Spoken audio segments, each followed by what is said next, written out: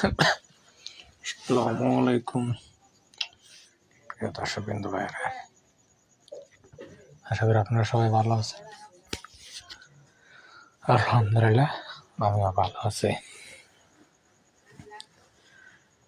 তো সবাই ভালো থাকেন, সুস্থ থাকেন। রোজার মাস, সবাই রোজা রাখেন, ইফতার করেন, নামাজ পড়বেন, একটু পরে তারা যাবেন। দোয়া রাখে যেন সবাই ভালো থাকে, সুস্থ থাকে, ভালো মতো রোজাটা কাটে। তো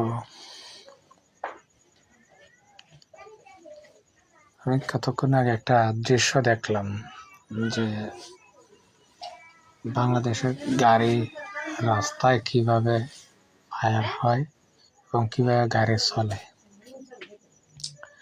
আসলে আমি ওই ভিডিওটাতে কমেন্ট করলাম যে বাংলাদেশটা তৈরি হয়েছে অনিয়মের জন্য।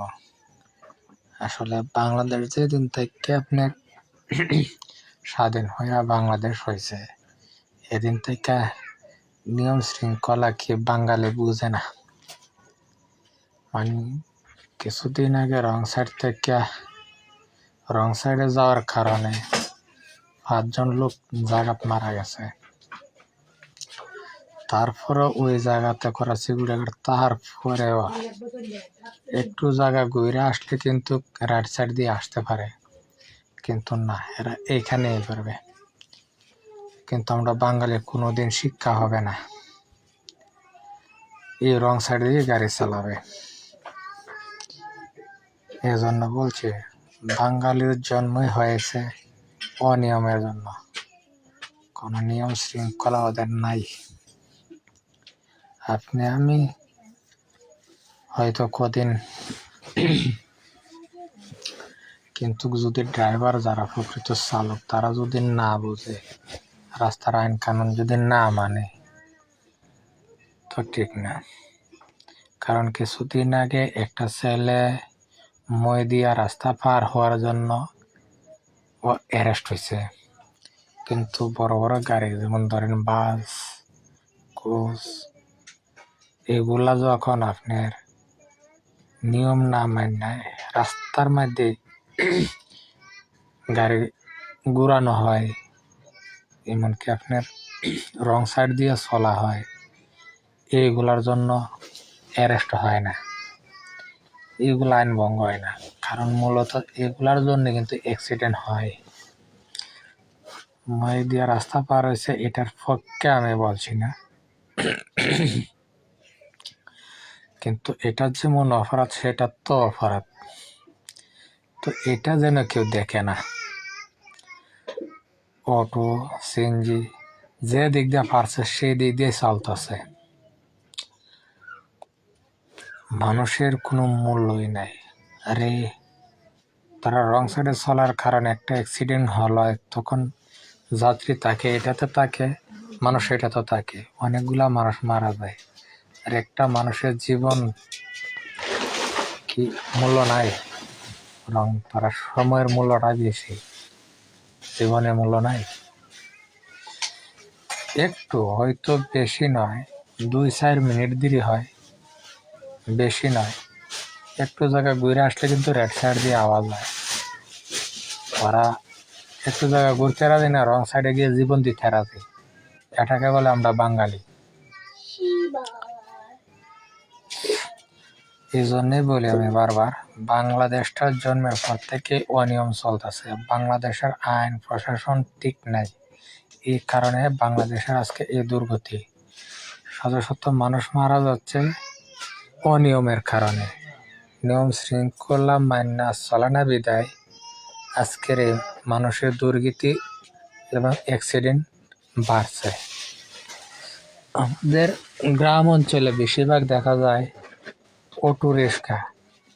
অটো এমন একটা গাড়ি, এটা মোড় ছাড়া একটু এদিক সেদিক হইলে উল্টি মারে, খাল্লা গাড়ি উল্টে মারে। এরকম অনেক অ্যাক্সিডেন্ট হয়েছে, অহরহ হয়েছে গ্রামের ফাঁড়ি রাস্তায়।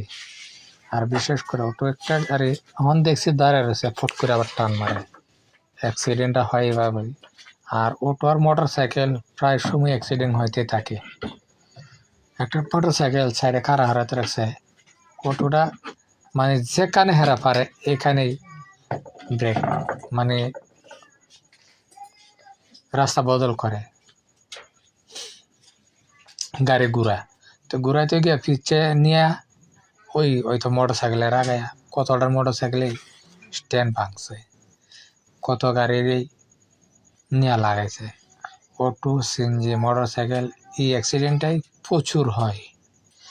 আসলে আমরা একটু সচেতনতার কারণে একটু জায়গা ঘুরা গিয়া গাড়ি ঘুরামো, এটার কারণে আমাদের অ্যাক্সিডেন্ট, জীবনের ঝুঁকি অহরহ লাগিয়ে থাকে। তো একটু চিন্তা করে, একটু সতর্কতার সাথে একটু সময় নিয়ে চললে আমাদের জীবন বাঁচে।